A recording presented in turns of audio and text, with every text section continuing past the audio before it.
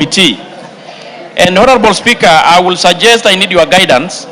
If the members are not satisfied, we have already slotted again the CS to appear before the committee to respond to a number of questions that were not responded to. The Honorable Member Talib is at liberty again to appear and able to make his case before the CS. Thank you. Yes, Type. Thank you, Honorable Speaker. The issue of roadblocks in regards to Lamu is totally different from the other issues that I raised about the roadblocks across the country. The curfew is enforced by those roadblocks. Thank you. Yes, Roida. You are all engaged in a battle of semantics.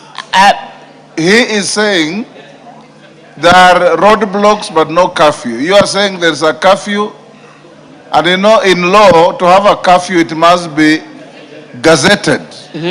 So challenge him by showing him the gazette notice of the curfew. Okay, ndio mimi nataka kuuliza kama hakuna curfew kuna nini? Manake sisi paka sasa mimi mwenyewe nikienda nakatazwa kupita. Naambiwa sasa kama si curfew ni nini iko hapo? After saa 12 huwezi pita kutoka Mokoe kwenda Gamba hufiki, wanakukataza. Kuna special force wamekaa barabarani hapo, ukipita gari unaregeshwa, unaambiwa kuna curfew. Kama si curfew basi ni nini? Atueleze what is there, au ni shida gani? Kuna shida gani mpaka turegeshwe kwa miaka mingi, zaidi miaka 15? Speaker, ni wapi hapa mlipata curfew tu? Mungu akatupa ile curfew ya COVID, watu walilalamika. Sisi miaka 15 sisi tuko kwa curfew tu. Yes, Chairman.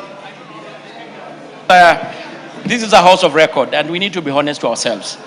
The Honorable Rueda, I personally visited Lamu with her and we managed to transfer almost the entire of Lamu. And Honorable Speaker, I think from the start we must appreciate the security situation in Lamu. And even by extension to this country, what is happening in Lamu are just mere security checks and screenings, which are good for this country, good for Lamu.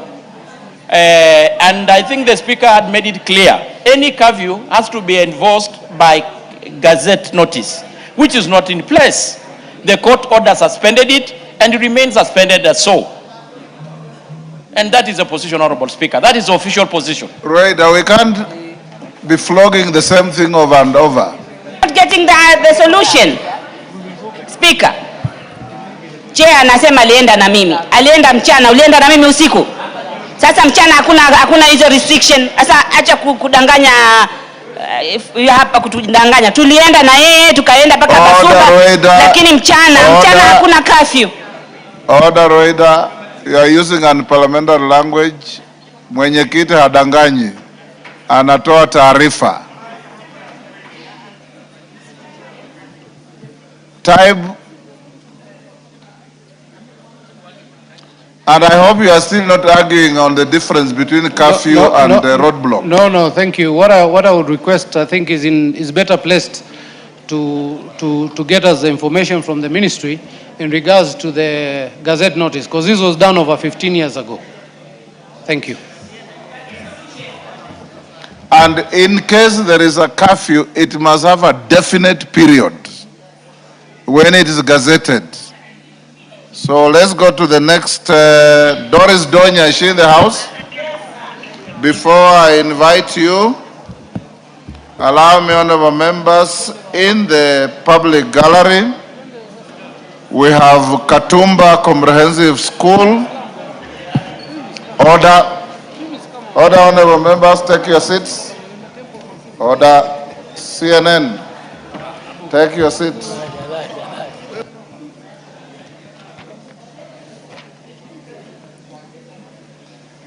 Allow me to recognize order in the public gallery. We have Katumba Comprehensive School. Order Omongina. You are out of order, Jerusha. Take your seat. I know it's your first day after recess, but to reduce the levels of excitement and exuberance.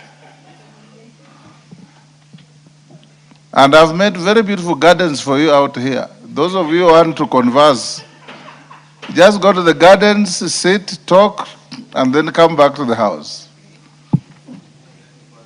I was acknowledging in the public gallery Katumba Comprehensive School, Mwingi Central, Kitui, Olongerin Primary School from Narok West, Narok, Sony Sugar Comprehensive School from Awendo, Migori, and in the Speaker's Gallery, there's Kiambere School Complex from Bere North Embu. Then we have St. Hilda Kadhonzweni from Mwingi Central, Kitui, and Friends School Kamsinga from Kimili, Bungoma. Honorable members, Friends School Kamsinga is the school where yours truly went to. It is my school and I'm very proud of it. Yes. Yes, Robert Mbui. Thank you, Mr. Speaker. I want to take this opportunity to also welcome the Friends School Kamsinga and all the other schools to the House of Parliament. Mr. Speaker, you know, a lot of times members here would always tell the students that they should emulate them and maybe try to be like them so that they can come to the House. But Mr. Speaker, I want to say there are greater things that the children can do, our students can do, than even being members of Parliament. They can go on to be great people in the world. So I want to congratulate them and welcome them to the House of Parliament. Mr. Speaker, allow me to also welcome those leaders that came in solidarity with our latest elected member of Parliament, also to welcome them to the House so that they can also see the proceedings. Allow me to also congratulate the newly elected member of Parliament for Okalau for being elected, you know, in a landslide victory, Mr. Speaker, in such a way that we have shown that Kenyans can make a decision despite anything that anyone does. Even the gas cylinders, even the blankets, even the mattresses, even the boats did not mean anything. He ended up winning, he was called a chokora, and now he's in the House. Mr. Speaker, I want to tell the students, we are also in uniform, in solidarity with Kenyan students. Thank you, Mr. Speaker, for the opportunity. Thank you. Wangwe. Thank you, Honorable Speaker. Honorable Speaker, allow me on the onset to welcome all the students, including Friends School Kamusinga. And Honorable Speaker, say that this is the House of Parliament. This is the destination, Honorable Speaker, that most of the students would wish to come there after their training, Honorable Speaker. But Honorable Speaker also insists on this issue of education. The Honorable Speaker, let us focus. We are happy that most of the issues to do with higher education financing, discussion and conversations are going on. Let the Ministry, Honorable Speaker, the government finalize this issue so that students from Friends School Kamusinga, who must always go to university, Honorable Speaker, can have safe landing and undertake good education in universities, Honorable Speaker, at an affordable rate. Thank you, Honorable Speaker, and I beg to submit. Thank you. Yes, your request.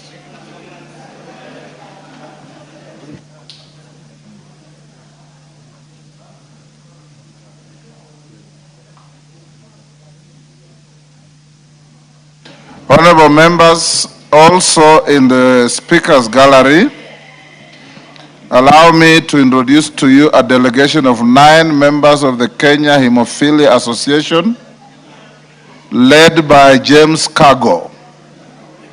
The delegation is in attendance to follow the proceedings on the report of the Departmental Committee on Health on its consideration of the petition on the management of hemophilia and other bleeding disorders at order number 14. Honorable members, on my behalf and that of the Assembly, I welcome them to the House. Honorable members, you may recall, order, Sirma and your group. Order. You may recall there was a petition here on hemophilia, and I allowed you almost 30 minutes to make very positive comments on it. First, we congratulate the Committee on Health. They have finished looking at that petition and brought the report on record time. It is now listed for debate at order number 14. And the members who brought the petition requested to be invited to the house, and I did accede, and they're sitting in the speaker's gallery. You know, hemophilia relates to bleeding disorders, and that being a delicate condition, I'll direct the clerk that once we finish the orders on first readings, we bring forward order number 14 so that you can discuss this report in the stipulated standing order time, so that those who brought the petition can also have an opportunity within the levels of their comfort to listen to the debate and then go back to their homes. So after the first readings up to order number 11, we will bring forward order number 14, and Dr. Nyikal, is he in the house? Congratulations for working hard and bringing this report in record time. You'll then be able to move. I hope you have your seconder, and those who want to contribute will do so. Thank you. Next statement, Doris Donya statement. Tongoyo, you ready? Cases of missing children in Kenya. Yeah, Honorable Speaker, I'm ready. Is Donya in the house? Yes, she is. Go ahead. Yeah, Honorable Speaker, I want to respond to the question regarding the rising cases of missing children in the country being sought by the Member of Parliament for Kisii County, Doris Donya. And I want to respond as follows. The number of cases of missing children reported in the country over the last 1 year, including the number of children traced and reunited with their families. Honorable Speaker, there is a summarized list of the reported cases of missing children by region, together with the number of children traced and reunited, and I want to quickly go through them. As per January 2025 to June 2026, Nyanza County has got number of reported 47, traced and reunited 42, Central 230, traced and reunited with their families 160. Coast reported cases are 83, traced 57. Rift Valley had 439 cases of missed and traced and reunited with their families 320. Eastern 243, traced 220. Nairobi missed were 54, traced were 12. Western 103, traced and reunited with their families 69. Western 103, traced and reunited were 69. Northeastern 53, traced and reunited with their families were 37. Total number of cases reported of missing children within the said period is 1,251. The traced number within the said period, 917. On the second question, Honorable Speaker, measures being taken by the government, I want to state as follows. The government has taken several measures aimed at preventing children disappearances, improving investigation, and strengthening child protection mechanism in the country. These include establishment and strengthening of the child protection and gender desk at police station to provide child-friendly reporting environment and improve the handling of cases involving children, enhancing surveillance and monitoring along identified trafficking routes, border points, and areas considered vulnerable to the children exploitation and trafficking activities. The interagency collaboration within the county governments, local administration, educational facilities, and civil society organization in responding to cases involving missing children. Continued use of community policing structures to support earlier reporting, sharing of information regarding missing children within local communities. Public awareness and sensitization program to educate members of the public on children protection, reporting procedures, and preventing of children disappearances. Continued monitoring of emerging threats, including online exploitation, trafficking, trafficking networks, and other forms of child exploitation that may contribute to child disappearances. Honorable Speaker, regarding the confirmation of the existence and effectiveness of child protection rapid response mechanism, the National Police Service, the State Department for Social Protection, the National Council for Children's Services, and other children protection stakeholders have established and operationalized various children protection and rapid responses mechanisms aimed at safeguarding children and responding promptly to cases involving missing, abused, neglected, or exploited children as follows. The Anti-Human Trafficking and Child Protection Unit works in coordination and regional station within Kenya to verify international movement of minors in collaboration is active with Interpol, NCB for children trafficking outside Kenya borders. Specialized children protection units and gender and children desk has been established in police stations across the country to handle cases involving children in child-friendly manner and coordinate rescue and protection interventions.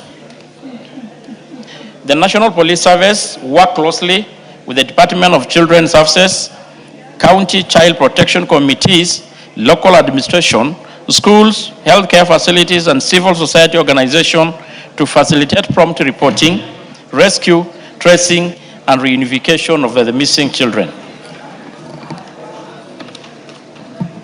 The members of the public can report cases of the missing person through a toll-free number, Fichua, kwa DCI. Upon receipt of the reports of the missing children, investigative teams are activated to undertake such operation, gather intelligence, disseminate information to relevant agencies, and coordinate rescue efforts whenever necessary.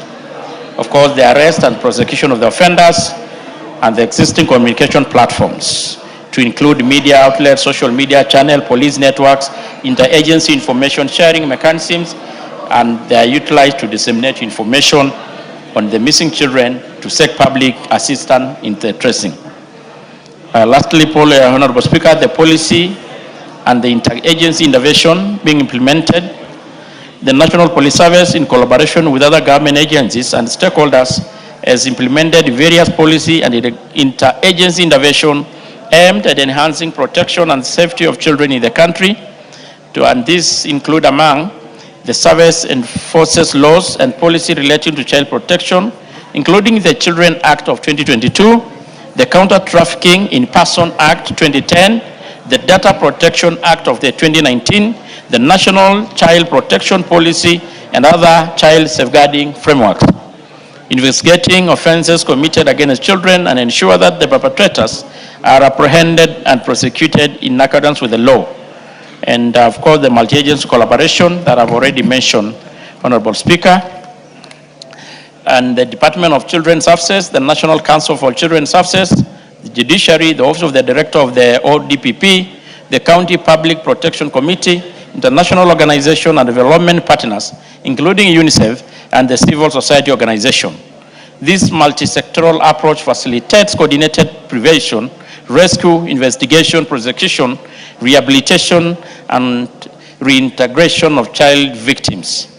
And Honorable Speaker, establishment and strengthening of specialized unit dealing with the crimes against children, to include the human trafficking, child protection unit, cybercrime units mandated to investigate online child exploitation and abuse, and gender and children desk established at all polling stations, as earlier mentioned. And the service has established mechanism for reporting, developing integrated database and information sharing mechanism to support child raising and recovery. I'd also mentioned about the Fichua and DCI. In partnership with the local and international agency, the service has enhanced monitoring and investigation of the online child sexual exploitation and abuse, public awareness campaign on internet safety and responsible digital engagement, collaboration with internet service providers and international law enforcement agency to identify and apprehend offenders. The government continues to undertake community policing initiative and the public sensitization program aimed at creating awareness on the child protection issues, encouraging timely reporting of child abuse, neglect and exploitation, and prompting community responsibility in safeguarding children. Honorable Speaker, the service has leveraged the Nyumba Kumi initiative and the community policing structures to gather intelligence and support early intervention efforts. And the introduction of the TPED for this Nyumba Kumi will continue a long way to really help in this. The service works closely with the Department of Children's Service, health institution, and non-governmental to ensure rescue and the placement of children in safe shelters and provision of medical, psychosocial, and legal support services. I think the rest is support evidence-based policing and resource allocation, improve information sharing and coordination among children protection stakeholders. Honorable Speaker, and this is signed by Honorable Kipchumba Murkomen, EGH, the Cabinet Secretary for Interior National Coordination. I submit, Honorable Speaker. Donya. Honorable Donya.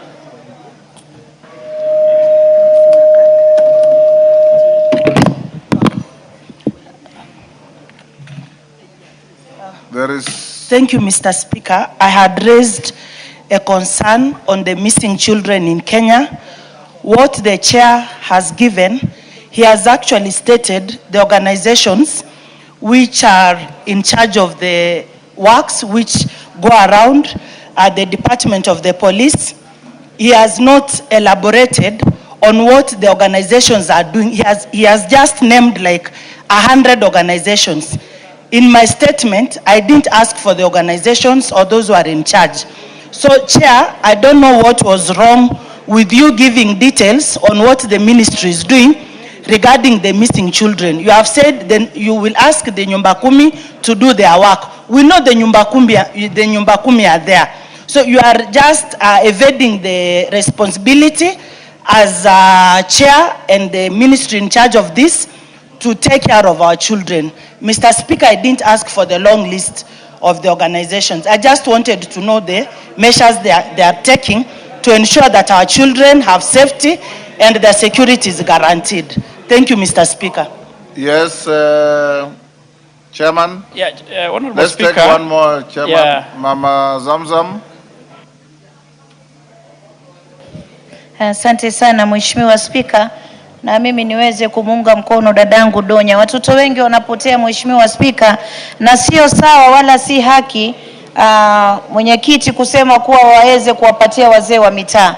Wazee wa mitaa hawawezi kuwa na ile machinery ambayo inafaa zaidi kujua watoto wanapotea namna gani, na hata wengi utapata wanavushwa boda Mheshimiwa Spika, wazee wa mitaa hawako kule. Kwa hiyo mimi ningeomba chair, haya masala ya usalama yamekuwa dondo sugu, na mimi ningeomba usukume sana, manake hata sisi Mombasa County pia nasukumwa sana kwa ukuta, na ndo hayo maswali ambayo tunauliza kila siku Mheshimiwa Spika. Kwa hiyo kama hana ufahamu zaidi, mimi ningeomba aende akatafute zaidi, ajulishwe ili atuletee jawabu mwafaka ndani ya bunge. Asante sana Mheshimiwa Spika.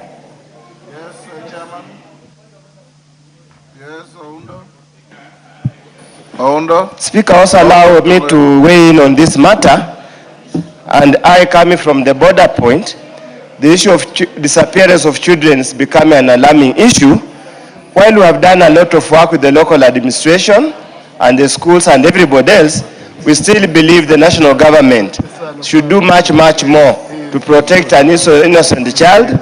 Many of the cases, Honorable Speaker, the children are lured on their way from school in the mornings or in the evening, or just over the weekends or over school holidays. So just want to urge the government to go out of its way to enhance public civic education and continuously remind parents it's their sole responsibility to take care of their children. Thank you, Honorable Speaker.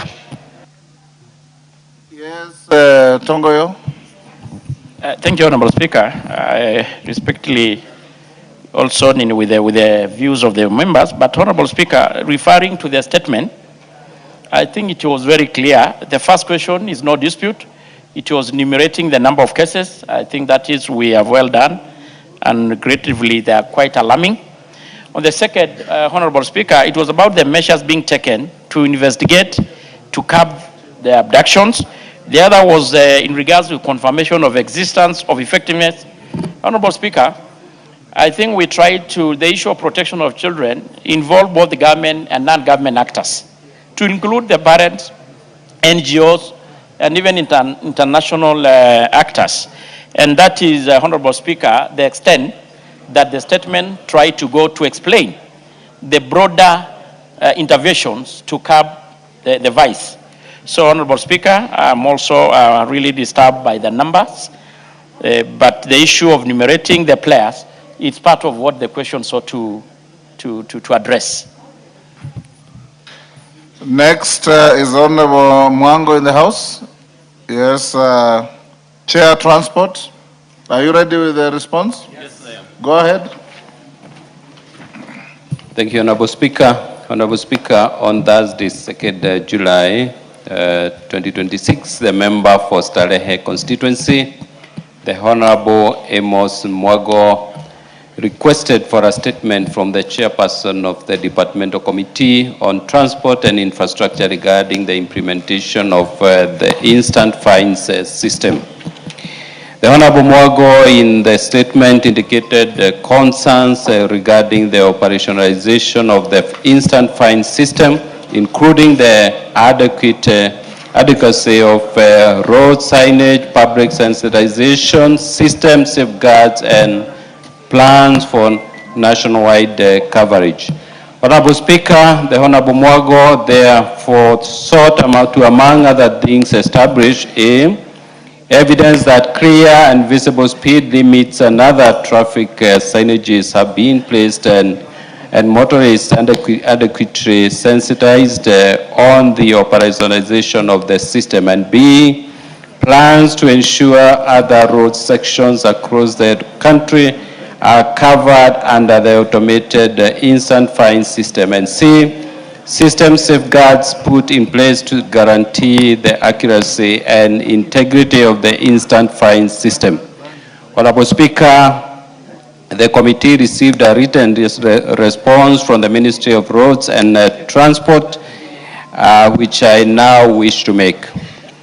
One, regarding evidence that clear and visible speed limits and other traffic signages have been placed and motorists adequately sensitized on the operationalization of the system, the ministry submitted that the road sections where speed cameras are currently being deployed are fitted with the requisite statutory speed limit signs. The ministry acknowledges that the availability and condition of traffic signs across parts of the national road network remain inadequate, and some signs have been vandalized, damaged, obscured, or removed over time.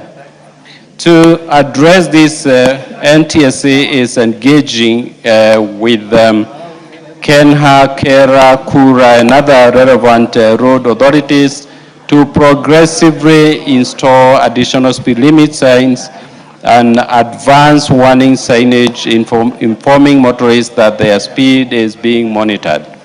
Further, NTSA, through the Department of Road Safety Audit, is undertaking joint road safety audits and corridor assessments with the relevant road authorities to identify locations requiring additional or replacement traffic signs.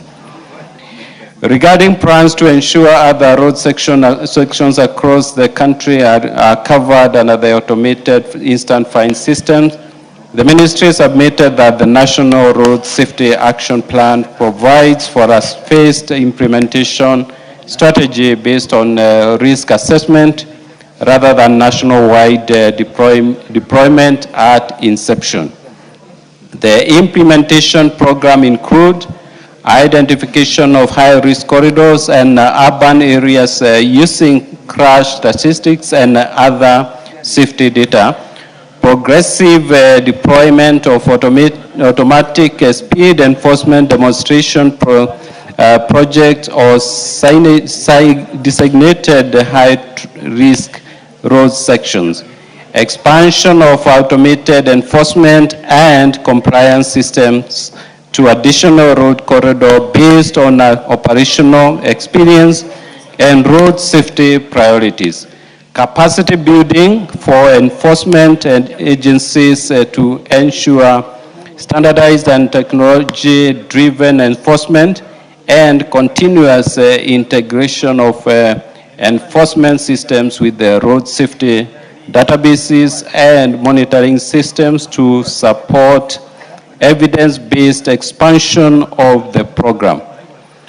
And Honorable Speaker, regarding system safeguards put in place to guarantee the accuracy and integrity of instant fine systems, the ministry submitted that NTSA has established comprehensive legal, operational and technological safeguards, including standardized operational procedures governing detection of offenses, verification of offender identity, issuance of notifications, electronic payments, handling of disputed offenses, data management, monitoring and reporting, technology-based evidence using certified speed detection devices, mobile surveillance systems, and approved digital enforcement platforms. Verification before notification to confirm driver or registered owner identity, right to fair administrative action affording motorists an opportunity to admit liability and settle the prescribed administrative penalty, or dispute the notification through the legally established adjudication process, cashless payments processed electronically through designated government payment platforms, anti-corruption controls including prohibition of cash handling, digital recording of all enforcement actions, regular audits, monitoring of enforcement activities, established complaints mechanisms, and continuous system oversight, and continuous monitoring and performance evaluation through the governance framework established under the National Road Safety Action Plan, including quarterly performance reviews, annual reporting, key performance indicators, and continuous evaluation of enforcement. And lastly, Honorable Speaker, the ministry further submitted that the implementation of the instant fines system is contingent upon the decriminalization of minor traffic offenses currently provided for under Section 117 of the Traffic Act. And to facilitate this reform, the authority is developing a traffic amendment bill 2026 to establish an administrative enforcement framework for minor traffic infractions. The proposed amendments depress criminal prosecution with an administrative process under which traffic infraction notices may be issued electronically. Offenders may admit liability and pay the prescribed administrative penalty, or exercise their right to administrative review and appeal where the notice is disputed. I submit. Thank you, Honorable Speaker. Thank you, Honorable Mango. Before you seek clarification, allow me to acknowledge in the Speaker's Gallery, Ronjena Secondary School from Narok West, Narok. Students, when you are mentioned, you stand up to be acknowledged. There is also Mary Mother Academy from Kieni, Nyeri. There is Ikawa School from Chuka, Igambangombe, Tharaka-Nithi. And in this public gallery, we have Arena Comprehensive School from Kisumu, Central Kisumu, and Cheptikit Academy from Mount Elgon, Bungoma. On my behalf and on behalf of the House, we welcome the students, their teachers, and those accompanying them to the House of Parliament. Mwango? Thank you, Mr. Speaker, sir. Even as I seek clarity, allow me to join fellow Kenyans of goodwill to welcome our latest Member of Parliament from Olkalau constituency, Sami Douglas Kamau, who I campaigned vigorously for. He was called a Chokora, but is now in the precincts of Parliament. Mr. Speaker, I wish to seek clarity from the Chairman Transport. I just ask a very basic question. Evidence that there are clear signages along the highways where they put the cameras, where they are enacting this automated fine system. It is clear that from his response, he's admitted that most of the signages have been vandalized, others are not clearly visible, others are not there. My question was very simple.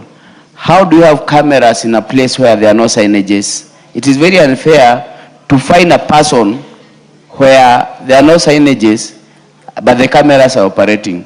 And the other question was, how are they sensitizing the people or motorists about this new system? I did not get an answer to that. I just had a very long story, a very ambiguous story around the whole thing, without coming out clearly. What are the measures put in place to sensitize many motorists? And what are they going to, how are they going to address the issue of the signages? Where there are no signages, how do you find a person where there are no signages? On the other issue of the integrity of the system, you can see there's a very big disparity in matters how these fines are, maybe these are applied. For example, you'll see a motorist fined 500, another one fined over 10,000, another 3,000. It is not standardized as he claims to, as he claims. So I'm not satisfied with this answer. Thank you. Let's take one more. Kimani of Molo.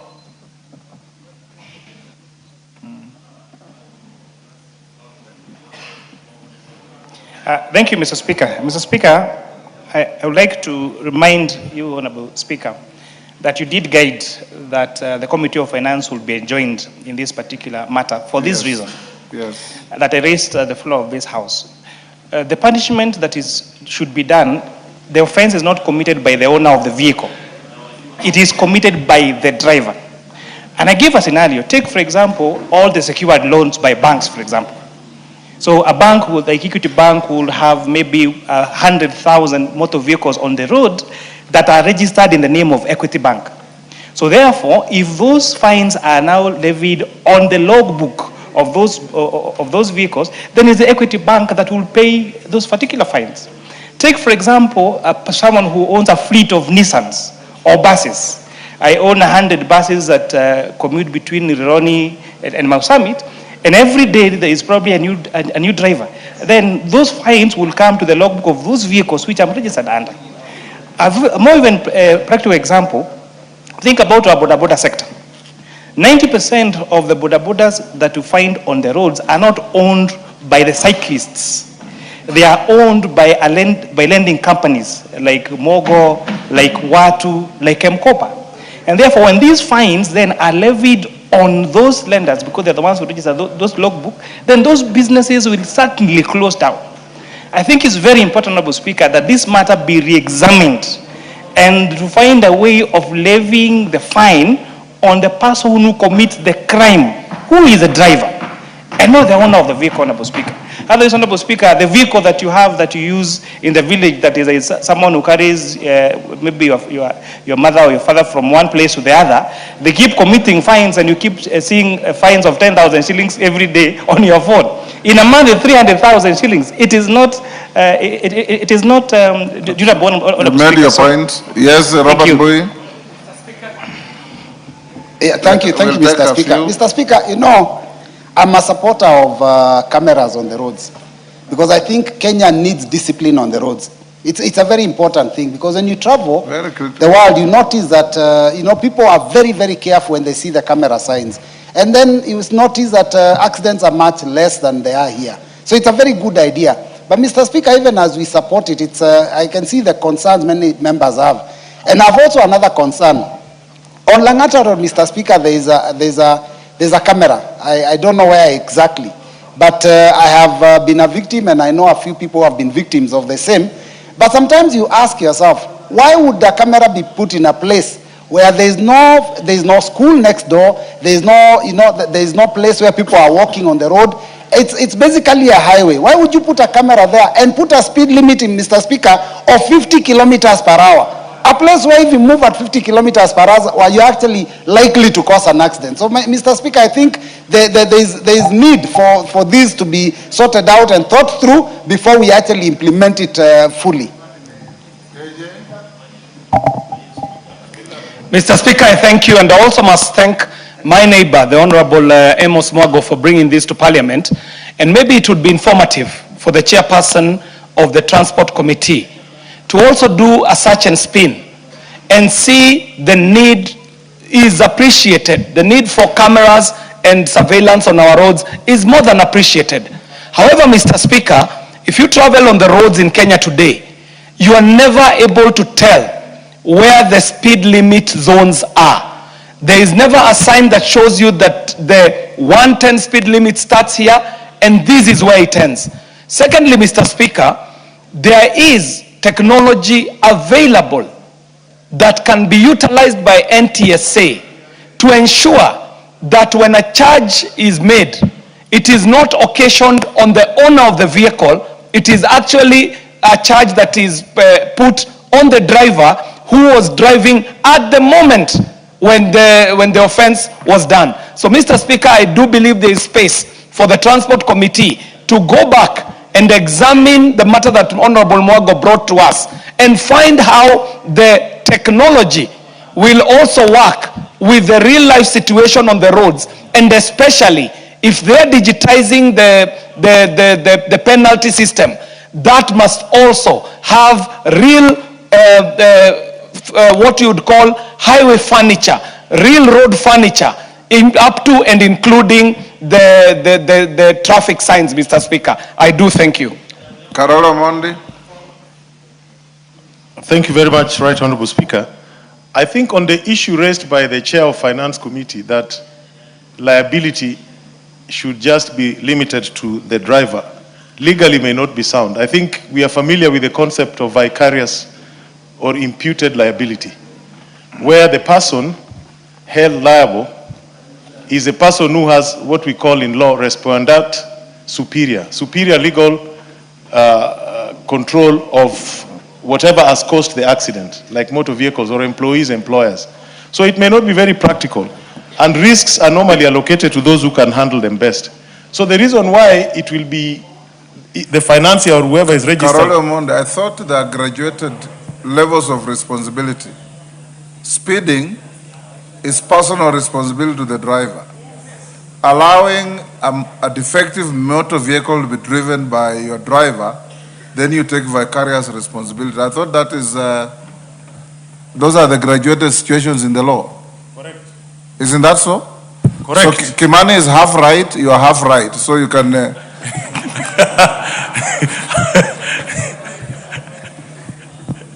No, I don't. I just wanted to raise it so that we don't mislead the nation that there's no, that there's liability. There is vicarious responsibility. Yeah, vicarious liability or imputed liability, as it is called. Thank you. Yes, Mkunji.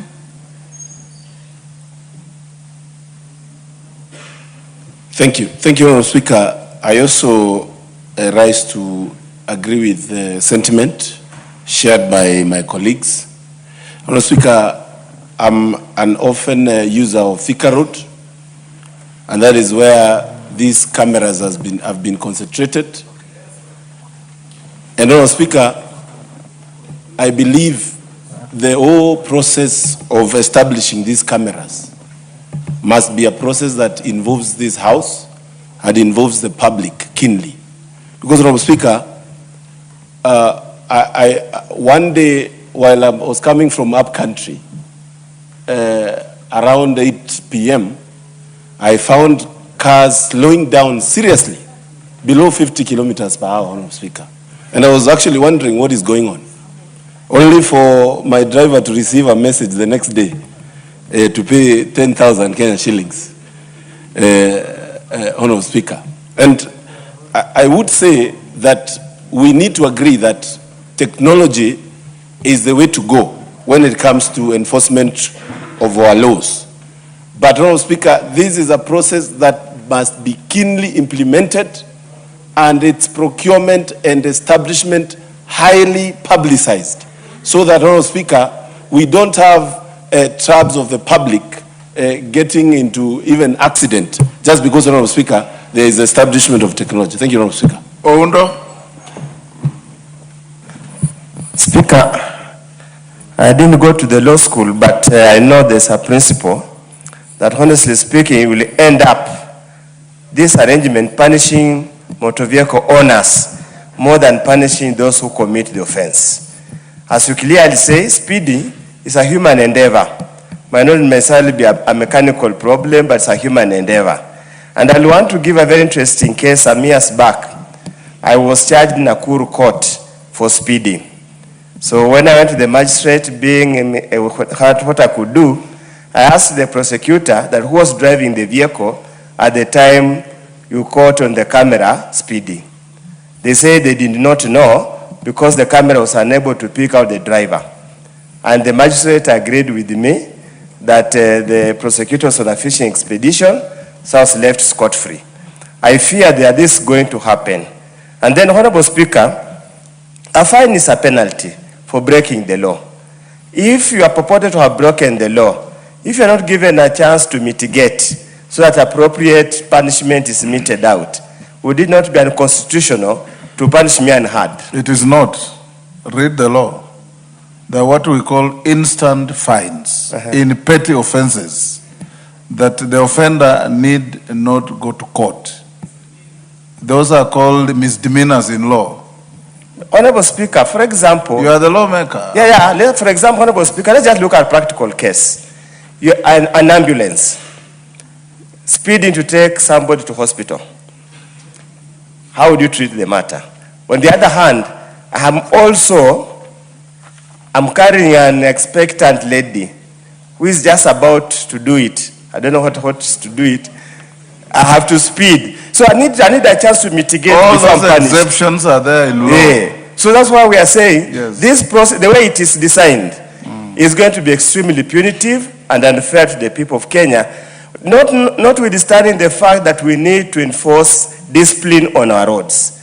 The amount of accidents we are having, the injuries that we are having can be avoided. But we need to find a more friendly and more people-focused approach to ensure that we deal with this malice once and for all. Excellent. Thank you, Honorable Speaker. Yes, GK, can you, sorry, Mama Zamzam? Hold on, GK. Asante Mheshimiwa Spika.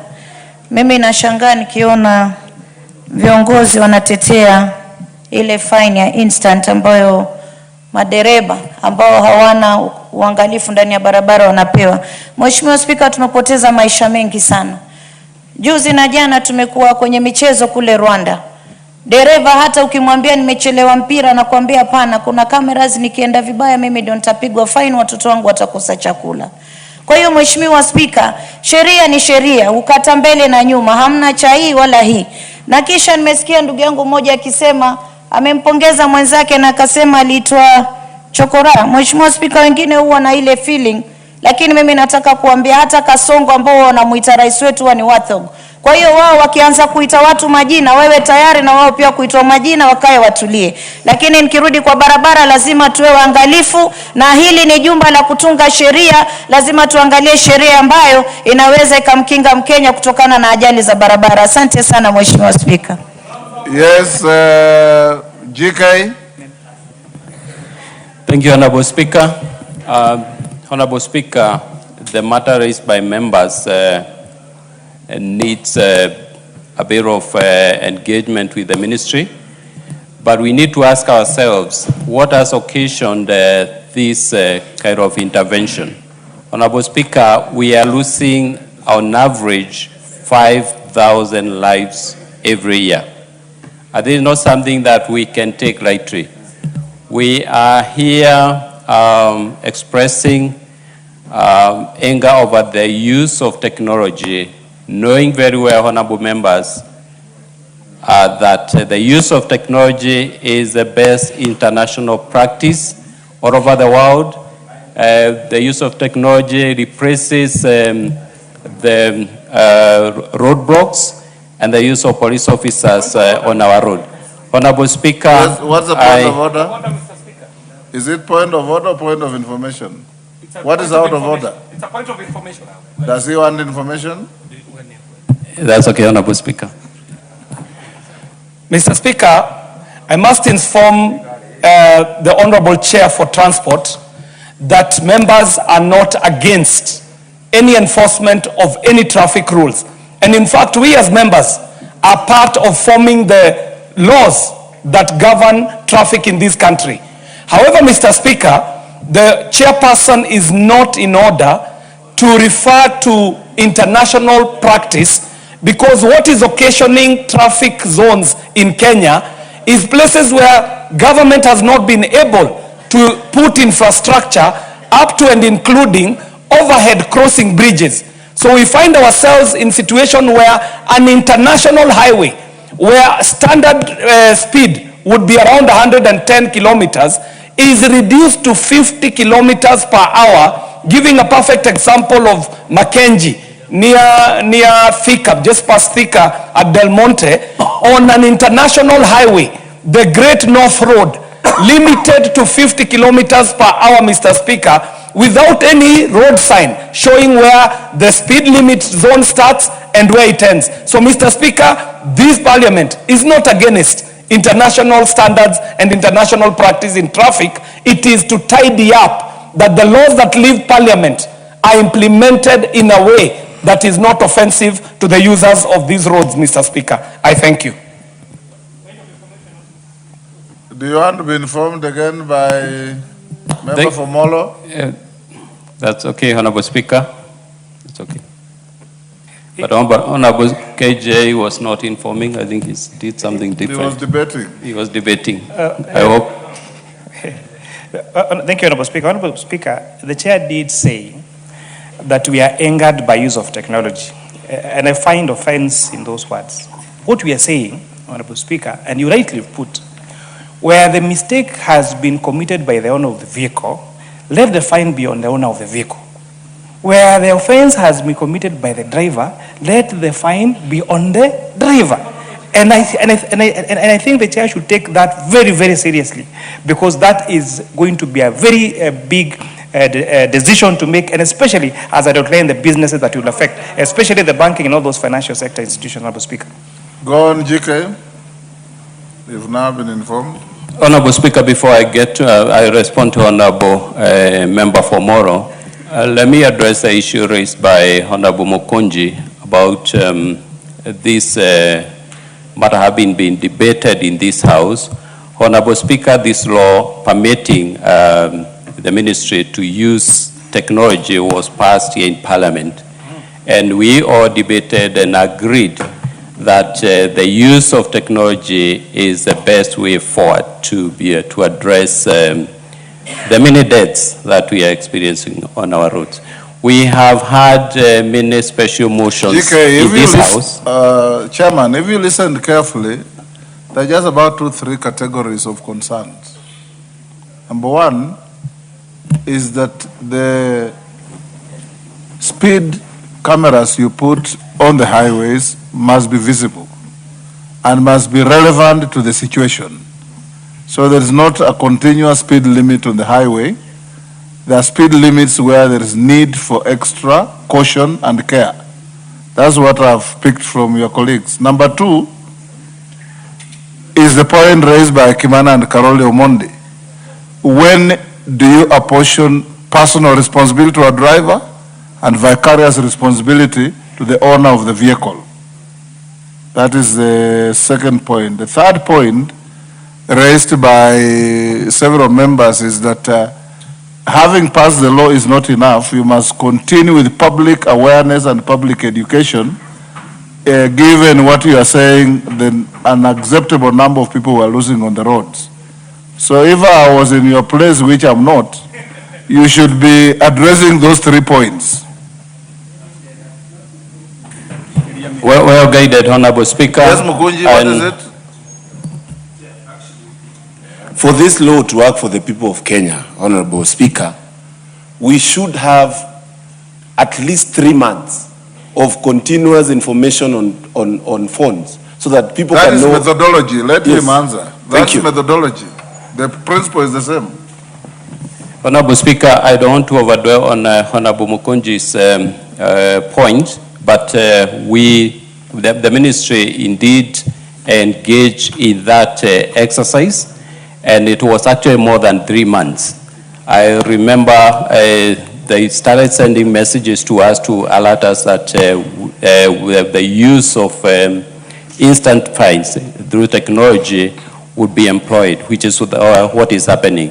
Honorable Speaker, when you think of a busy road like Thika Highway, where at some point where KJ has mentioned Mackenzie, 50 kilometers per hour is very punitive. It is not even possible to drive at that speed. It causes a traffic snarl up, which is inconveniencing motorists. And that is something I have personally raised with the ministry and NTSA agency. Honorable Speaker, the gaps that are that have been identified by members are being addressed by the ministry, and I will follow up, Honorable Speaker, together with my committee to ensure that these concerns are well addressed. Honorable Member for Molo, I am sure the issue that you have raised needs to be interrogated, needs to be checked so that we see who is supposed to carry the blame. Is it the owner or is it the lender, or is it the borrower? Is it the driver or is it the owner? I personally have had issues with my drivers when they engage in, when they are fined, when I'm fined on offenses that are caused not by myself. And it's something that needs to be checked. Honorable Speaker, if you allow me, I will again go back to the ministry and ask them to address these very important concerns. Thank you, Honorable Speaker. Thank you, honorable members. In the Speaker's Gallery, I acknowledge Starehe Boys Center from Starehe constituency, Nairobi. Chemase School from Tinderet, Nandi. In the public gallery, we have Kariobangi North Primary School from Embakasi North, Nairobi. Kiriko Junior from Kinangop, Nyandarua. Kiplongon Primary School from Eldama Ravine, Baringo. And Pine View Academy from Eldama Ravine, Baringo. Honorable members, on my behalf and on behalf of the House, we welcome the students, their teachers, and those accompanying them to the House of Parliament. That ends statement hour. We now call the next order. Clerk. Order number 8, the Trade Description Amendment Bill, National Assembly Bill number 42 of 2026, first reading. A bill for an act of Parliament to amend the Trade Description Act and for connected purposes. Next. Order number 9, the Legal Metrology Bill, National Assembly Bill number 43 of 2026, first reading. A bill for an act of Parliament to make provisions for the manufacture, sale, and use of weighing or measuring equipment in trade, health, safety, law enforcement, environmental protection, and sale of goods, and for connected purposes. Order number 10, the Kenya Economic Zones Bill, National Assembly Bill number 46 of 2026, first reading.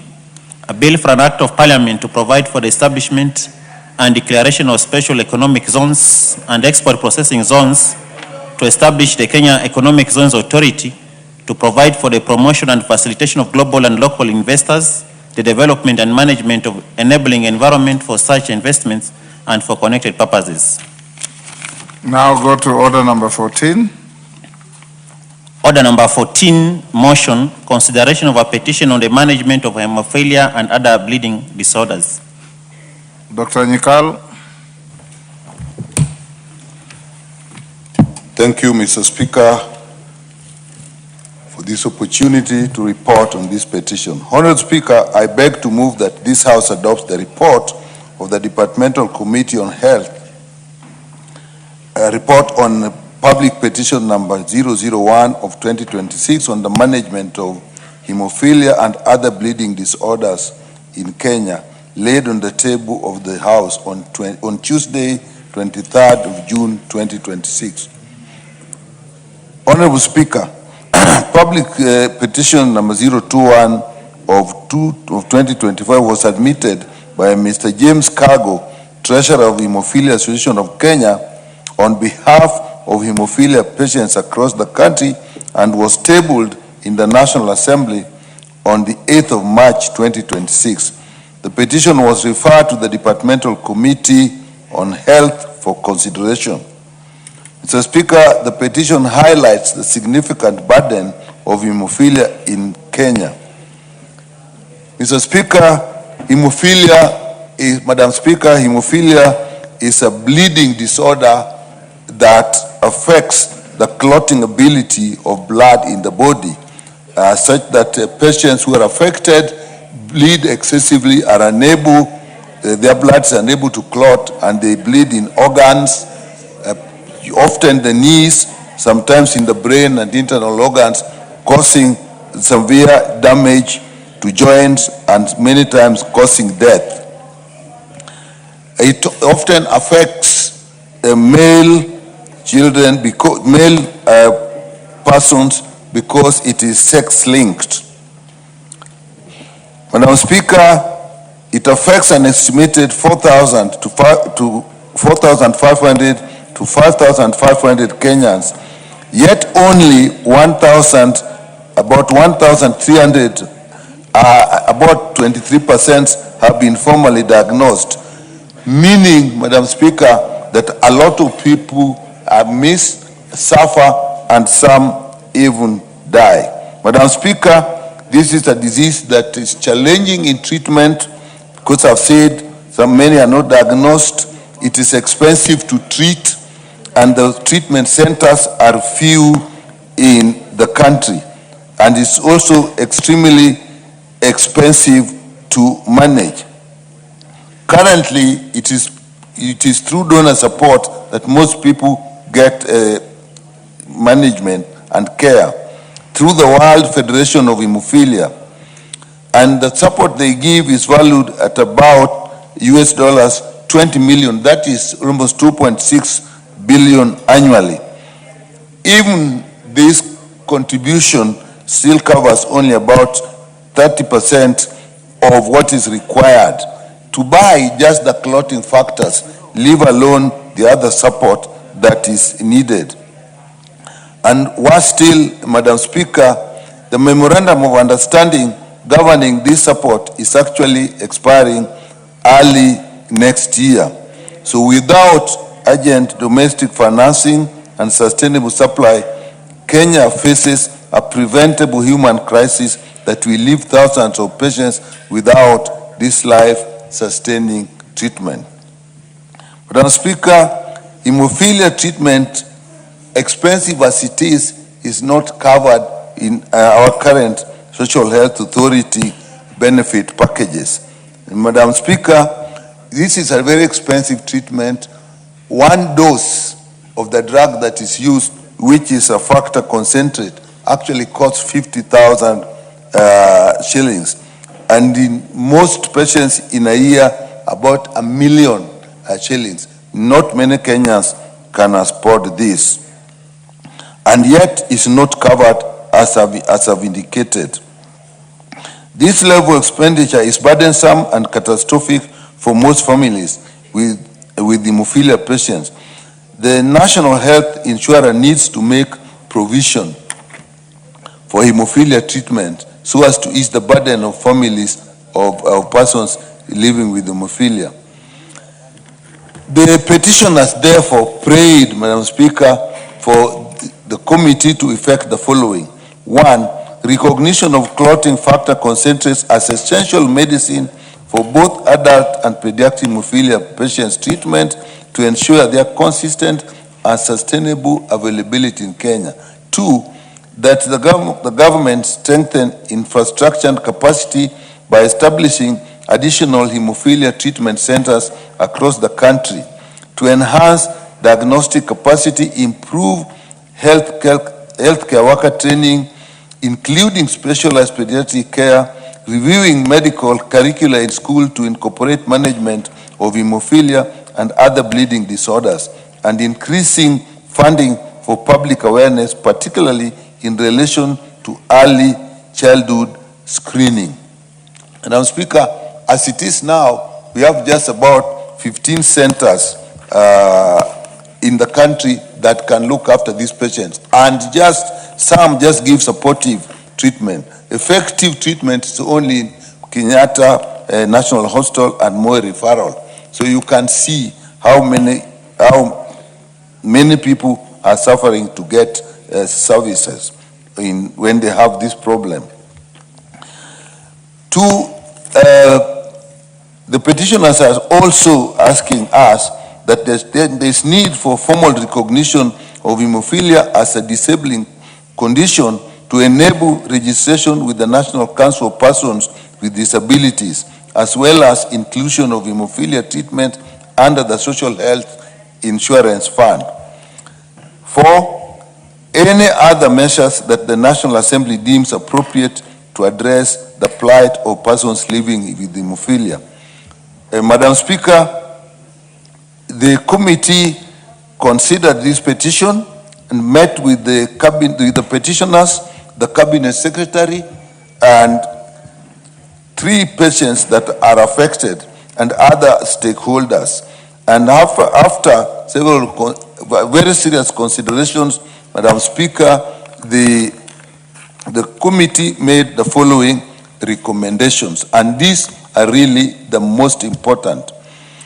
That the Cabinet Secretary, Minister of Health, includes clotting factor concentrates, that is what we use for treating them, covering both adult and pediatric formulations as essential medicines in the Kenya Essential Medicines list, which will then make it part of our regular treatment armamentarium.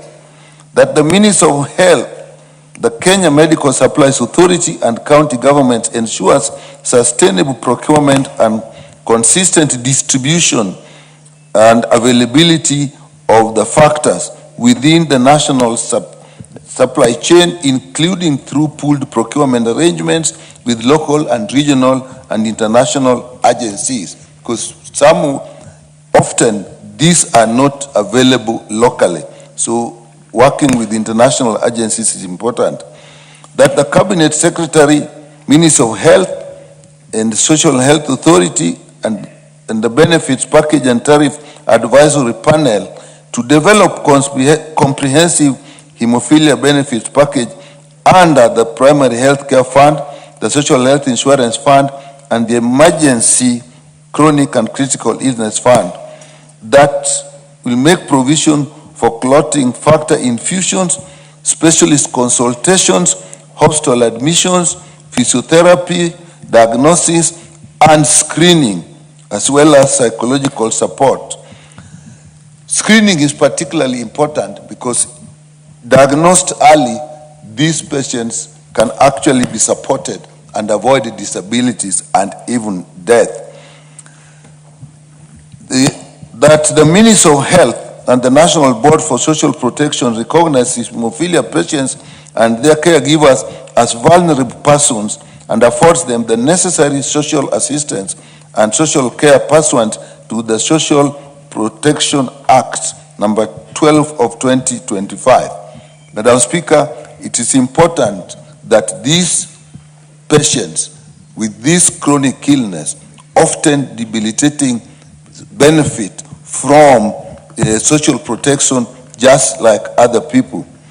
That the Minister of Health, in collaboration with the National Council for Persons with Disabilities, classifies hemophilia as a disabling condition to afford hemophilia patients access to benefits and protection available to all persons living with disabilities, including tax waivers for adults, even support with assistive devices. That the Minister of Health, in collaboration with the county government, established additional fully fledged hemophilia treatment centers with trained clinical staff, diagnosis capacity, and reliable access to clotting factor concentrates, which is key in their management.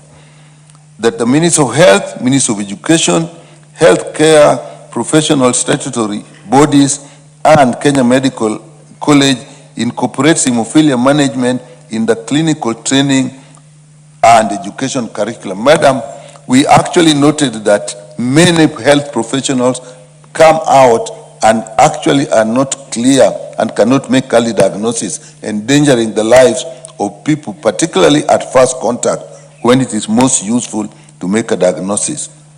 And also continued care in this specialized area. That the Ministry of Health and county governments regularly train community health promoters and community health officers and assistants on early identification and referral of bleeding disorders. Community health officers and community health promoters is a new cadre, and most of them actually do not have adequate training in this area. So this is important. That the Digital Health Agency introduces a national hemophilia registry under the Comprehensive Integrated Health Information System established and maintained under Section 15 of the Digital Health Act. It is important, Madam Speaker, that we have a proper registry, that we have proper records, because this is a chronic illness, expensive to manage, so we must have adequate data for even budget provisions. That the Ministry of Health undertakes national awareness on bleeding disorders, including hemophilia.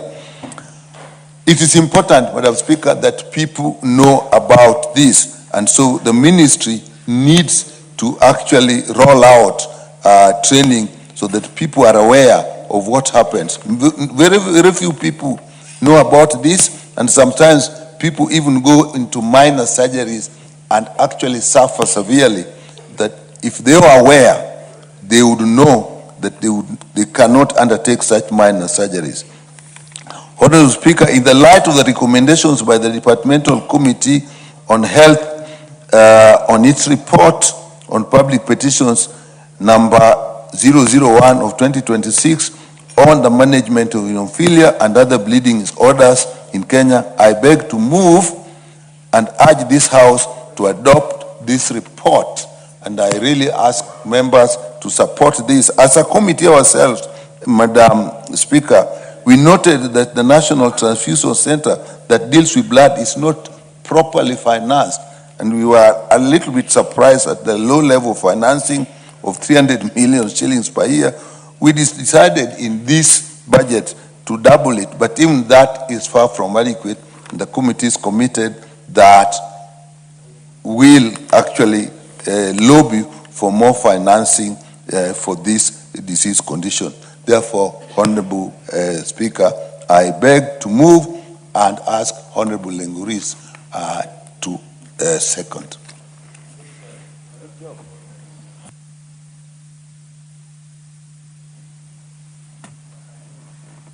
Yes, proceed. Thank you, Madam Speaker, for this chance to support this report on management of hemophilia and other bleeding disease disorders in Kenya. Madam Speaker, from the report from the Committee of Health, we can hear that this is a very fatal disease, Madam Speaker, that is a life-threatening. Madam Speaker, this is a disease that's characterized by severe bleeding that comes at any time. We have also heard from the report, Madam Speaker, that we have a big challenge in the country in the management of this disease. This is a disease that needs very urgent treatment when it comes. And from the report, Madam Speaker, we can identify that there are also challenges in the treatment centers in the country. So, Madam Speaker, I want to support this report and request the ministry to put strategies in place to ensure that patients with this kind of disease also get treatment like any other patient in the country. Also to ensure that access of treatment and also improving or increasing the treatment sites in the country is one of the most urgent things that the ministry will need to do. I want to appreciate the work that has been done by the committee because, Madam Speaker, we have identified that there is a big gap on access of treatment by these patients who are suffering from hemophilia. And this is a fatal disease which is also characterized by a lot of high mortality rate. Because if these patients are not managed well, it is a condition that can kill very fast or very easily. So I will urge the Ministry of Health to follow the recommendations. They outlined the recommendations by the committee, this committee, to be able to establish centers that can take care of these patients. We have also gone into ensuring that, recommending to the SHA, to ensure that this is one of the conditions that we support under the SHA coverage, so that they also benefit, because it is a very expensive disease, and if you don't support them, Madam Speaker, our patients will be suffering. So I want to support this report and urge the ministry to give a lot of attention to the recommendations that have been set aside by the committee to ensure that we serve these patients with a lot of care, with a lot of urgency, and ensure that even the centers are increased in the country so that patients can access, because at the current, there are only 2 treatment centers in the country. So patients, you can imagine all over the country, patients clogging up or crowding in the 2 facilities.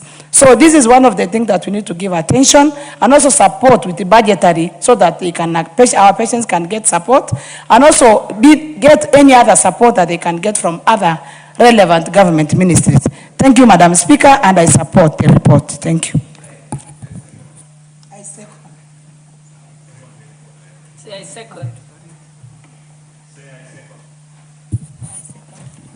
I said already, I second. Honorable members, I now propose the question that this House adopts the report of the Departmental Committee on Health on its consideration of the public petition number 01 of 2026 and regarding the management of hemophilia and other bleeding disorders among the patients and children in the country, laid on the table of this House on Tuesday, 23rd June 2026. Honorable members, before I open it for debate, allow me to recognize the presence of Eldoret Achiever School from Kapseret constituency, Uasin Gishu County, who are seated in the public gallery. On my own behalf and that of the substantive speaker and the rest of the National Assembly, we wish to welcome Eldoret Achiever School to the proceedings of Parliament. Karibuni sana. Honorable Pukose. Thank you, Honorable Speaker. And I know that the Eldoret Achievers are now seeing their women rep as the Deputy Speaker in the House.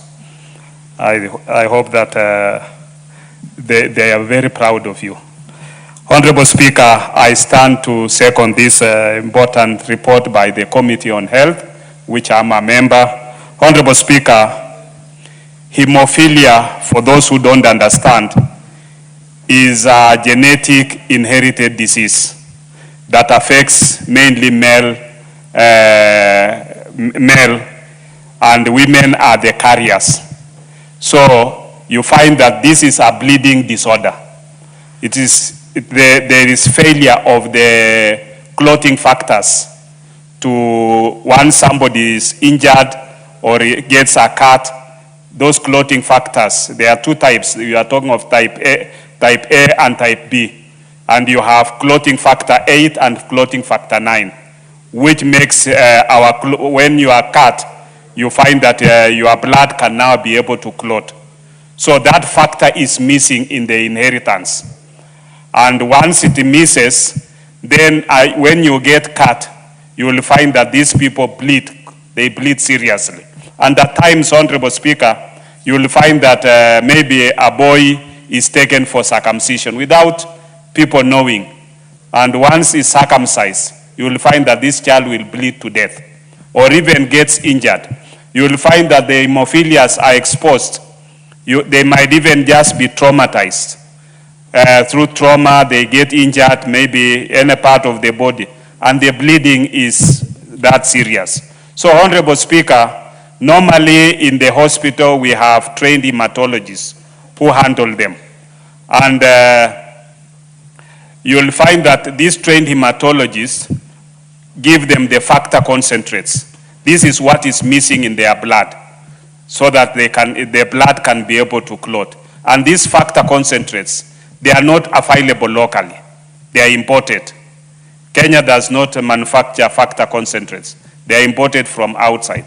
And this is a very expensive venture, because apparently since the Ministry of Health does not provide for them, you have an NGO that has been supporting through donor funding.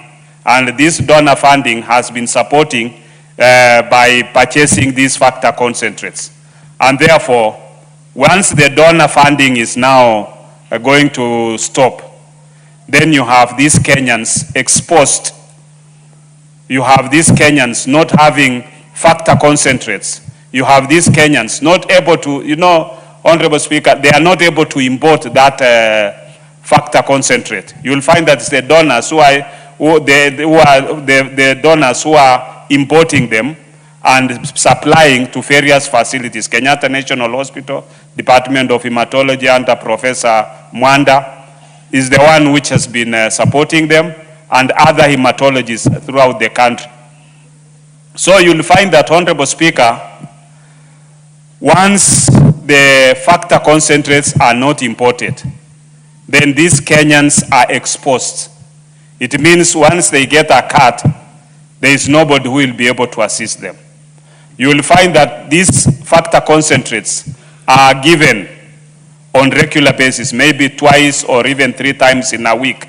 And as Honorable Nyikal put it, one bottle of the factor concentrate is costing 50,000.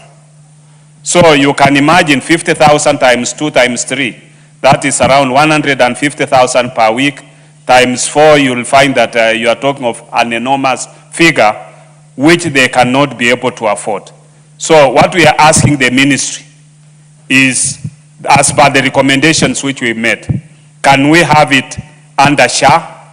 Can we have it also being part and parcel of our medical system, so that when you go to KEMSA, it's available and it's be able to be supplied to those centers where we are able to treat cases of hemophilia. With those few remarks, Honorable Speaker, I want to support the recommendations of the committees and hope that the Ministry of Health will be able to act on them. Thank you, Honorable Speaker. The Honorable Martin Owino, Member for Ndiwa.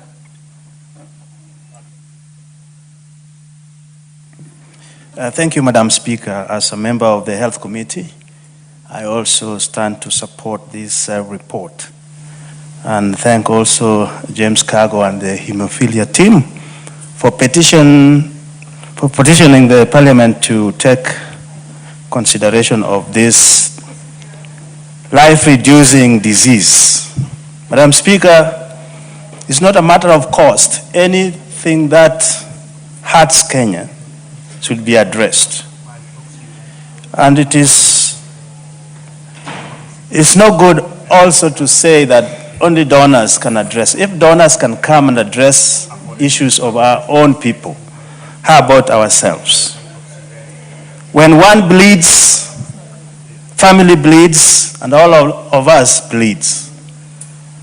So as the chair said, we need first of all to recognize these clotting factors concentrate into our medicine essential kits so that they can be brought together with primary health care medicine. Madam Speaker, access is the issue here for those who are suffering from this ailment. Access in time of facility operations, and also access in terms of distance and access to the medicine themselves. As it was said, only 15 facilities are available. I think, Chair, we need to increase this to at least 47 facilities so that we have at least one facility in a county providing this treatment to the people. As far as inclusion in SHA benefit, I think this time, and I thank the President for this, we put a lot of money in primary health care. We should address this because there is no prevention. This is hereditary. There is a lot of treatment required, as a member has said here, sometimes 2-3 times a week. And what that does is only through prophylactic care, replacing all those missing clotting concentrates so that a patient can feel much better. When it comes to joint bleeding, Madam Speaker, this thing is very, very painful. And we don't have capacities yet to diagnose and screen on time, and that would mean human resource for health to be looked into so that they can be posted in those proposed 47 facilities, one in each county. Lastly, which is very important, Madam Speaker, families do not know if it is not diagnosed on time and referred on time. That would mean retraining even our healthcare providers on how to diagnose and screen and refer them to time. It doesn't only affect the physical nature of human being. This thing has also psychological effects. That would also require, at least if we have one facility caring for these hemophiliac patients, then we should also recommend that we have psychological providers posted to these facilities so that the families can get appropriate counseling when they have these conditions to deal with. As a committee or as a house, I think it will be much of a do to want the ministry to do this. And in our committee, we are privileged to have the vice chair for budget, even if it means having a line item for this particular disease. There are only about 4,500 to 5,500 individuals.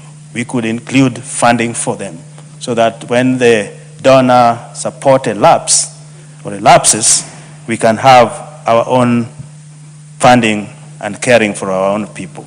Thank you, Madam Speaker. I think this is worth supporting, and I encourage all members, let's pass this quickly so that we can get it into action. Thank you, Madam Speaker. Honorable Oundo, I think I've seen. Honorable Oundo is not there. You're number one on the list and you're not here yet. Yes, Honorable Member for Nyeri, I'll come to you next.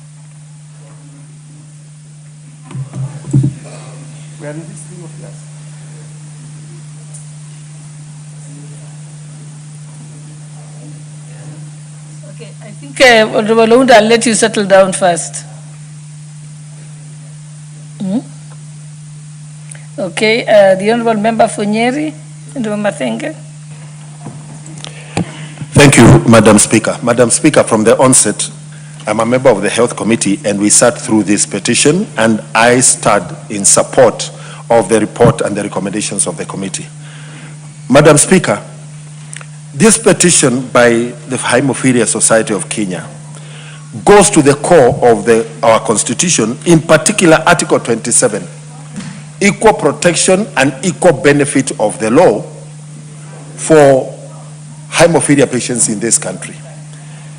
And when we superimpose that on Article 43, on the right to the highest attainable standard for health, and the report that the chair of the committee has laid before the House in terms of the absence of facilities, absence of medical supplies, absence of personnel, then we realize that as a country, we have a segment of our population that we have really disadvantaged.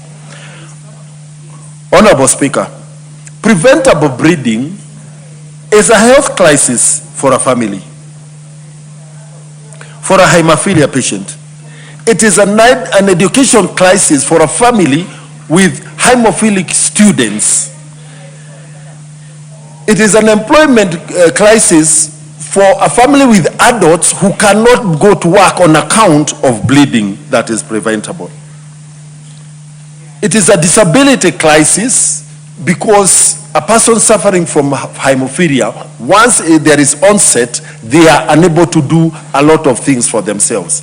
And this simply translates into catastrophic out-of-pocket expenditure for these households. Madam Speaker, the appeal by the petitioners was very simple. Treat hemophilia before it demands for treatment. What does that mean? It therefore means that we should be able to provide the supplies that are needed to prevent the onset of hemophilia once it has been diagnosed. Madam Speaker, I want to thank the Federation of Hemophilia Humanitarian Program and other development partners who have really supported our patients in this country this far. However, donor programs cannot supplement, they cannot be the primary source of providing care. A national program should be in place, and the donor programs should complement the national initiative. Honorable Speaker, with the coming in of the ECCIF fund, hemophilia squarely fits within the conditions that should directly benefit under ECCIF. For this to happen, we need hemophilia to be expressly named with clearly defined service packages, medicines, and tariffs under ECCIF. Secondly, the transition from the other funds into ECCIF for hemophilia patients must be simple and clear. Madam Speaker, what does it mean if we could grant, if this country can grant the plea of the Hemophilia Society of Kenya? One, we would reduce emergency admissions.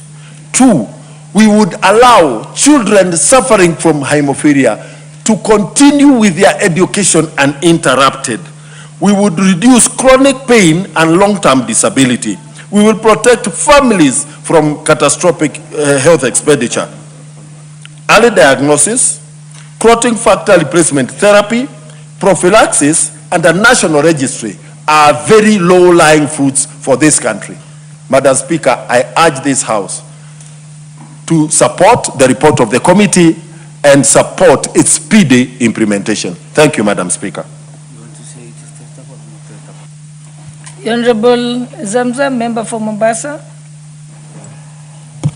Asante sana Mheshimiwa Spika, na mimi niweze kuunga kamati ya afya mkono kwa kuweza kuleta mjadala hapa bungeni. Mheshimiwa Spika, Mheshimiwa Spika, hemophilia ni ugonjwa ambao unagandisha damu, ambapo kwamba utaona mtoto ama mtu akikatwa kidogo damu inamwagika kwa wingi. Mheshimiwa Spika, huu ugonjwa ni ugonjwa ambao ni wa kurithi kutoka kwa mzazi, na Mheshimiwa Spika, ugonjwa huu kutibiwa peke yake inachukua gharama kubwa sana.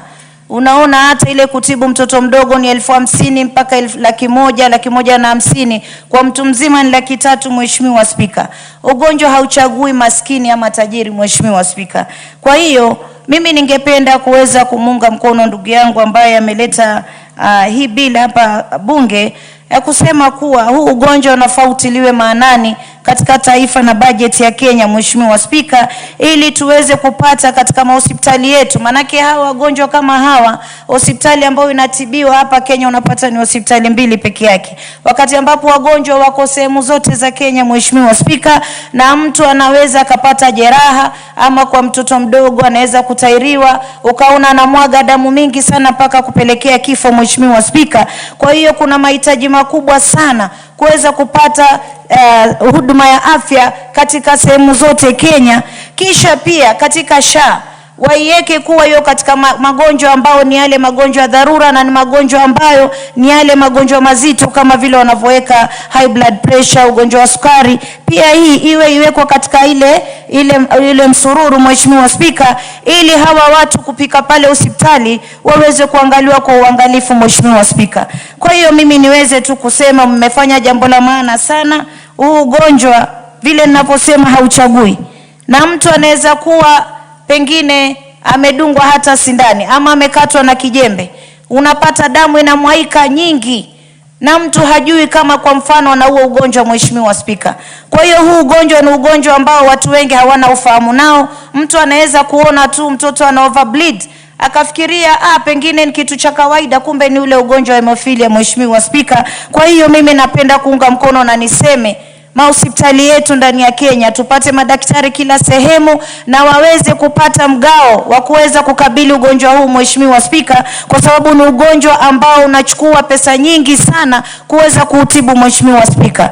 Na mimi niseme hata nikipata pale Makadara Hospital tukapata daktari na SHA ikaweza kusimamia vizuri, Mheshimiwa Spika, kama mama kaunti wa Mombasa, naweza nikashukuru sana. Manake wagonjwa wengi hawajui kuna maradhi ambayo yanatokea na hawajui kuwa maradhi haya ni kitu fulani. Kwa hiyo kama kuokoa maisha ya mtu ni madaktari lazima wawe karibu na hospitali zetu ziweze kutoa haya matibabu ama hizi services za hawa wagonjwa, Mheshimiwa Spika. Kwa hayo nashukuru sana. Before we go to the next speaker, I want to recognize the presence of Kambiamoto School from Rongai constituency, Nakuru County, and also Kisanana Primary School from Mogotio constituency, Baringo County, who are seated in the speakers gallery. We welcome you to the precincts of Parliament. Asante.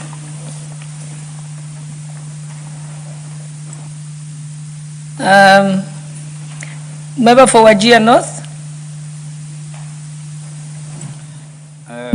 Madam Speaker, I'm not a medical practitioner, neither a member of the Health Committee. But from my little scan and eavesdrops regarding hemophilia blood disorder, I want to say that by contributing that this has been a problem in Kenya, and Kenya cannot afford the right treatment except preventive care. The treatment of hemophilia bleeding disorder requires serious technologies, advanced technologies of replacement of bone marrow and some other things, which Kenya is really ill-equipped. I've also come to learn that the early treatment of hemophilia bleeding disease counts for the longevity of any patient suffering from the same problem. The causes of these diseases are very severe. It causes disability, physical and psychological issues in the society.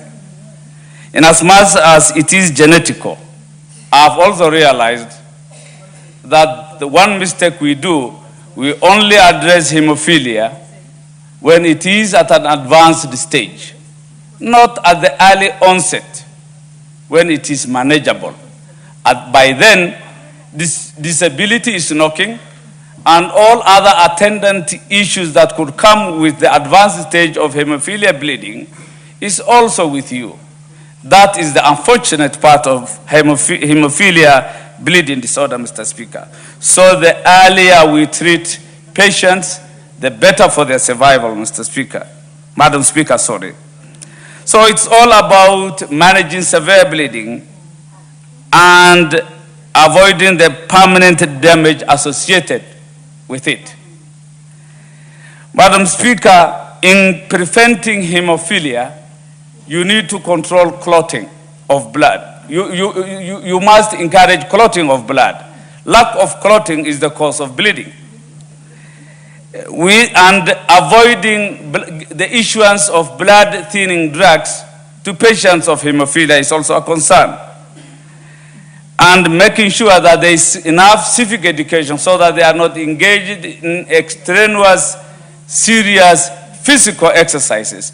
Low-level intensive exercises is required.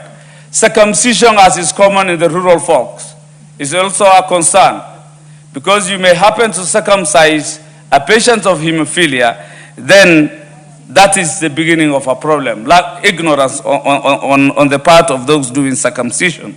Even there are those who are doing cupping traditionally. Cupping.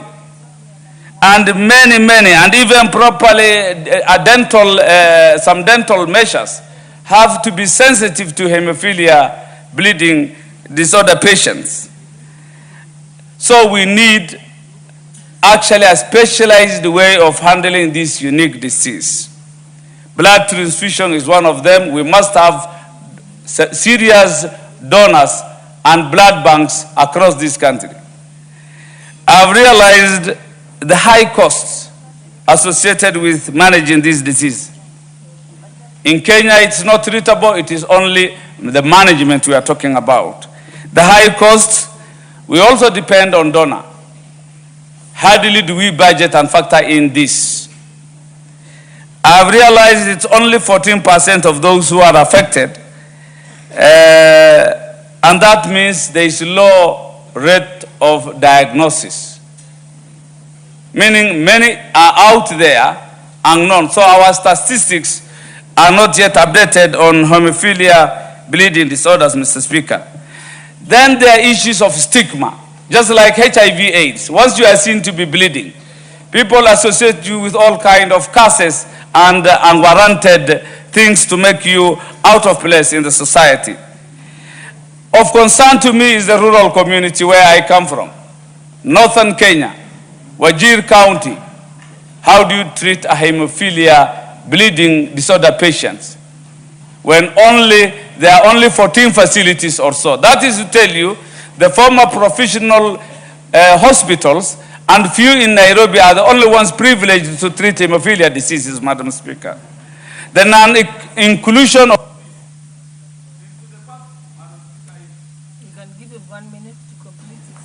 Madam Speaker, my concern is the rural communities, which is largely the representation of Kenya, that cannot treat hemophilia bleeding diseases. I come from Wajir, 56,000 square kilometers on the northern part of Kenya, Mandera, Marsabit County, Lodwar, Baringo, even let us Pokot. Many cannot really get the treatment that those around Nairobi can get. That means the rural communities require a facility that is at least closer to them, Madam Speaker. And lastly, I know SHA has been implemented quite recently. It is still having teething issues, but doing very well. I'm sure the Cabinet Secretary is listening to this debate. We also plead that this should be included in the public health insurance program in Kenya, so that we can at least give them the rights they so deserve. With those few lay contributions, I support. Thank you. The Honorable Member for Funyula. Thank you, Honorable Speaker. Let me also join my colleagues and the rest of Kenyans supporting this petition and the report on the petition that was submitted by Mr. James Kago, the Treasurer of the Hemophilia Association of Kenya. Honorable Speaker,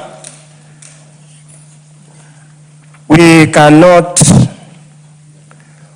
might not have to say much, but Honorable Speaker, looking at the report as presented by the committee and looking at several presentations, and allow me, Honorable Speaker, to quote the one from the Ministry of Health, which says hemophilia is a hereditary bleeding disorder arising from a deficiency of clotting factors resulting in prolonged bleeding episodes, increased risk of a disability, and significant reduced quality of life for affected individuals. However, Honorable Speaker, there are three or so telling issues here that raises a lot of concern. One is the lack of specialized medical facilities that can diagnose and treat the condition. That's number one. Number two is the chilling fact that the treatment of this disorder is not covered in the Social Health Authority program. Those two issues are really chilling issues. Honorable Speaker, we pride ourselves, we have talked endlessly how we intend to achieve universal health care. These kind of medical conditions, being rare as they are and being complicated as they are, and I have it from Dr. Nyikal that the condition is not treatable, it is only managed So it needs to be managed in an orderly manner. Honorable Speaker, it's also on record that it is costly to manage this condition because you never know when it will hit and you do not know how long somebody will bleed because the clothing that normally happens to stop further bleeding is the cause of this matter. Honorable Speaker, I also now want to address the committee observations and recommendations, which are fairly elaborate. As in being not a medical doctor, I don't want to go into matters that is not my forte, but only to note a few issues that have been highlighted by the committee.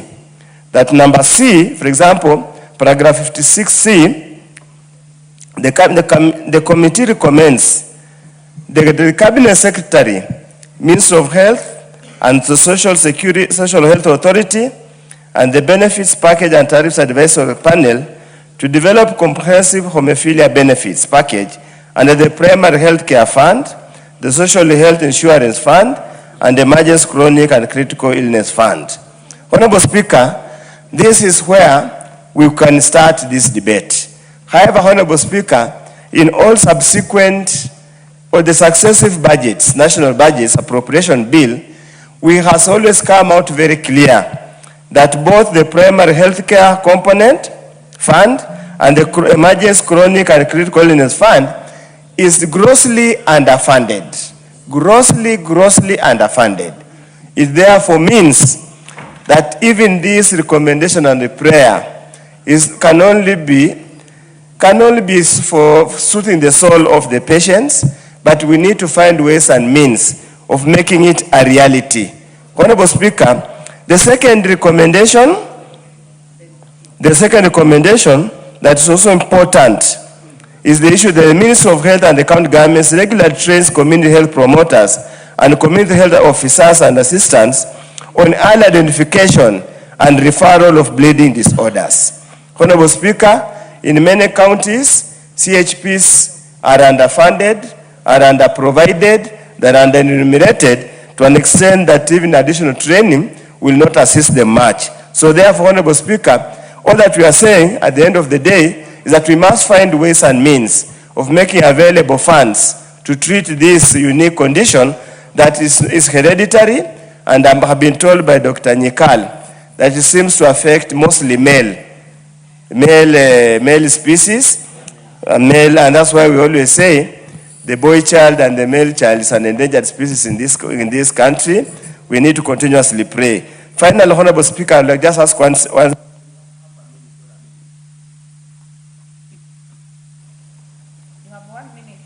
Yes, Honorable Speaker, the petitioners and again the committee has said that we should consider this as a disability. That somebody suffering from this condition should be a person considered as a disabling condition, so they can benefit from the Persons with Disabilities Act 2025. I totally agree, and I propose that further, Honorable Speaker, there was a debate some days back on our WhatsApp group that said some social disorders, some disorders should also be considered as a matter of disability. But when that petition finally comes to the floor of the House, I hope we'll be allowed to debate it robustly, probably later in the night when children are asleep. Thank you, Honorable Speaker. Are you saying, Honorable Undo, that whatever motion will be unconstitutional and unsuitable for the House? Which one? The one you're going to bring. Yeah, it will be constitutionally, because the Parliament hears all the problems of Kenyans. So that's why I say in that debate, it should be age sensitive, it must be X-rated, so that members can discuss openly without fear and embarrassment. You know, it is watched by children, mothers-in-laws, fathers-in-laws, and you see now some things now when you are seated there, you are constrained from what to say. That's why sometimes some things are discussed in specific forums. Thank you, Honorable Speaker. Very well, Honorable Undo. I do not seem to see more interest on this, so I'll call the mover to reply. Honorable Nyikal. Thank you, Madam Speaker. Let me start by thanking all the members that have contributed. I really appreciate the support that the petition has got and the recommendation that we have put in place. And I'll just ask that we get the Committee on Implementation to actually take up this and move on with it and work with the Ministry of Health, Ministry of Education, and all the relevant bodies so that we don't discuss in vain. And I think as a committee, we'll actually follow up. There are some like financial provisions in the budget, those will follow up. It's something we need to take up. And therefore, Madam Speaker, once again, let me thank my committee, all those contributions you have had, and I beg to reply.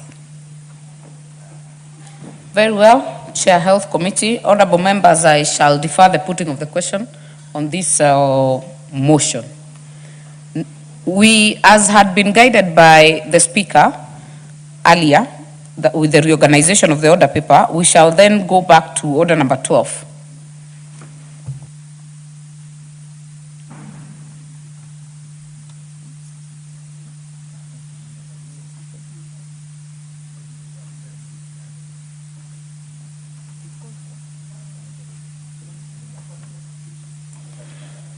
Honorable members, in the Speaker's gallery, we have the members of the Hemophilia Association.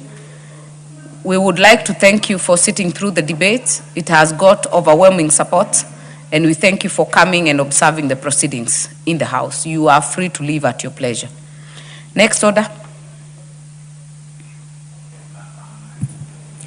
Order number 12. The County Assembly Services Amendment Bill, Senate Bill number 34 of 2023. Second reading. I do not see the chairperson for the Departmental Committee on Labor, so this shall be deferred. Order number 13, motion, report of the Kenya delegation to the 151st Assembly of the Interparliamentary Union, IPU, and related meetings. This is by the leader of delegation. I'm told it's Honorable Millie Odhiambo, who is not in the House, so it shall be deferred. Order number 15, motion, second report on the status of reports on petitions and resolutions. This is by the chairperson, Committee on Implementation, that is Honorable Member for Budalangi, who is also not in the House. Has he delegated? No. Then we shall defer it. Order number 16, motion, consideration of a petition regarding the proposal to amend the Consumer Protection Act. This is by the Public Petitions Committee. I do not seem to see the chair in the House. We shall defer it as the others. Order number 17, motion, report on the audited financial statements of selected state corporations in the roads and transport sector.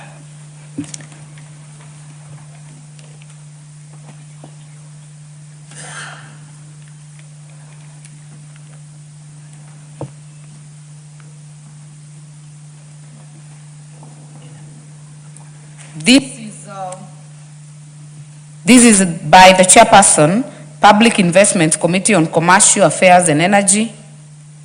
Is the chair in the House? If not, we defer it. Order number 18. Hold on, before the next order, Majority Leader.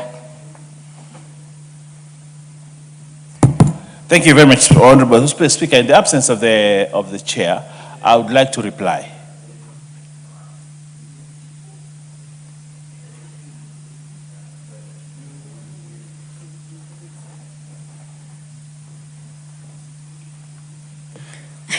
Honorable Owen, you want to reply on order number 21? We are not there yet. We are, hold on. My apologies. Yes, we've just dealt with order number 17. Okay. Now we go to order number 18. All right. Order number 18, the Books and Newspapers Amendment Bill, National Assembly Bill number 47 of 2025, second reading. I don't know where the chairs are. This for the chairperson, Parliamentary Broadcasting and Library Committee. And I say that because as the vice chair of Liaison Committee, this committee has complained a lot that this bill has not come for second reading and they are not in the House, so it shall be deferred. Yes, Honorable, is that on Choke? Yes. Yes, Madam Chair. what is out of order? Do you want to move? I've just spoken with the chairs around the corner. It should be here in a minute. It's already been passed. We've already deferred it. Next. Order number 19, motion for the report on audited financial statements for the National Assembly Constituencies Development Fund. This by the chairperson, Decentralized Funds Accounts Committee. Again, not in the House, shall be deferred. Next order. Order number 20, the County Library Services Bill, Senate Bill number 40 of 2024, second reading.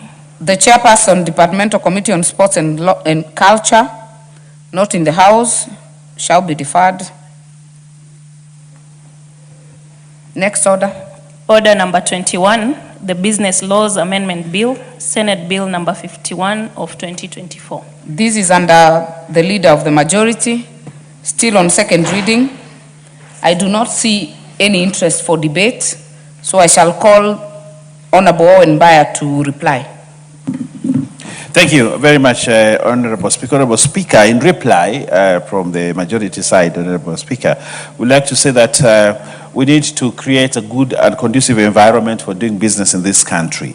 And good laws are very important in ensuring that we have laws that allow us to do good business. And I want to thank all the members that contributed to this debate, and we take cognizance of the issues that they raised so that we may improve this bill, so that as we come to the third reading, Committee of the Whole, Honorable Speaker, we will have a law that will ground this country very well into business matters, so that people see Kenya as a good place for investment and good place for business.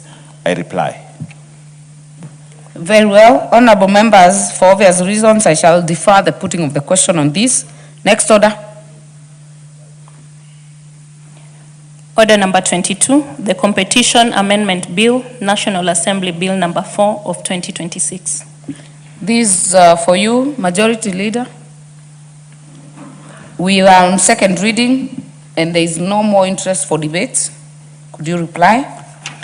Yes, Honorable Speaker, I beg to reply on the Competitions Amendment Bill, National Assembly Bill number 4 of 2026, and say this, Honorable Speaker, the competition law has been in existence in this country, and it is time that we amend it. And I want to, on this point, thank all the members that contributed to make sure that the competitions bill act is amended to make it more effective, so that it can be in tandem with the business environment that we have. The business laws, Honorable Speaker, and the Competitions Amendment Bill, both, Honorable Speaker, are in a way trying to midwife this country into the next level of development, especially in business. And therefore, I want to say thank you. We take cognizance of the matters that arose and the members that brought out the issues. And we will make this a better bill as we move to the third read, to the Committee of the Whole, and we look forward to a robust debate in the third read, Committee of the Whole, so that we amend it and make sure that it is a good law. I reply, Honorable Speaker. Very well. I shall defer the putting of the question on this to the next appointed time. Honorable members, order. Honorable members, in the time being 5:17 p.m., this House stands adjourned until Wednesday, tomorrow, 29th July 2026 at 9:30 a.m.